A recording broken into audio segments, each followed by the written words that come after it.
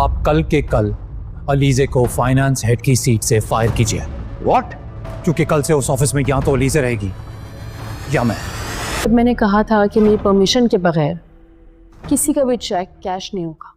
सिकंदर की दुनिया एक ही लम्हे में पलट गई थी। कंपनी में अली जे ने जो ठोस कागजात और सबूत सबके सामने रखे थे, उनकी वजह से इसे अपने ओहदे से जबरदस्ती हटाना पड़ा और उसके तमाम इख्तियारात छन गए। इसकी आंखों में शदीद आग थी और दिल में बदले की साजिशें पिल रही थीं।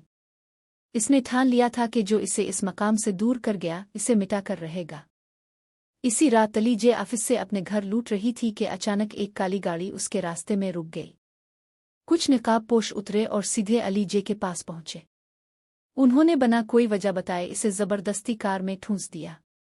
ड्राइवर को बेरहमी से पीटा गया और वहीं बेहोश छोड़ दिया गया। अली जे ने चिल्ला कर मदद मांगी, मगर उनकी आवाजें सुनसान रास्ते में दब गईं।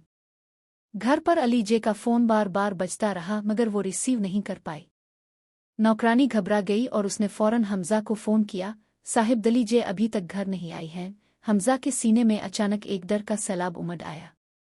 अली जे के आने वाले छोटे मेहमान की फिक्र उसके दिमाग में और गहरी होने लगी। इसने तरनित गाड़ी निकाली। रास्ते में इसने अली जे की टूटी फूटी गाड़ी देखी और ड्राइवर को बेहोश पड़ा पाया, जिसके मुंह से खून बह रहा था। ड्राइवर ने जख्मी आवाज में बताया कि किस तरह गंडों ने आकर इसे मारा और अली जे को उठा ले गए।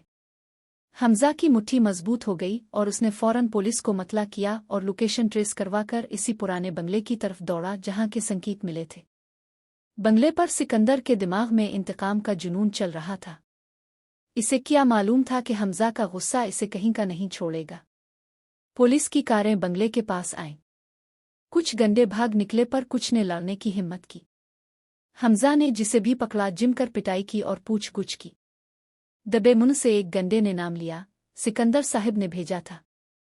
थाने में जब पुरसुकून वक्त में पूछ-गुछ हुई तो एक एक राज खिल गया।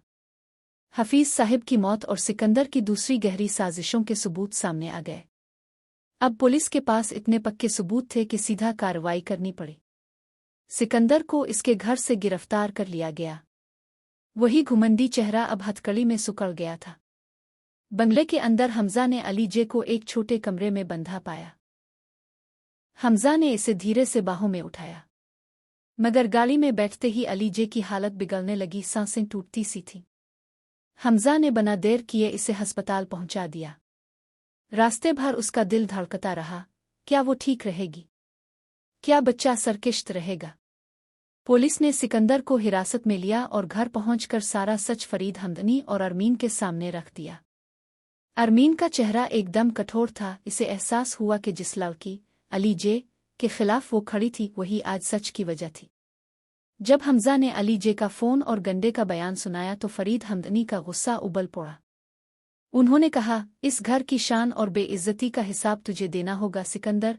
इसी वक्त फरीद ने कहा कि अरीशा को अब घर में नहीं रहना चाहिए। अरीशा का सामना हुआ और उसने अपनी मासूमियत खो दी थी। आखिरकार इसे घर छोड़कर जाना पड़ा। अस्पताल में डॉक्टरों ने कुछ घंटों की जांच के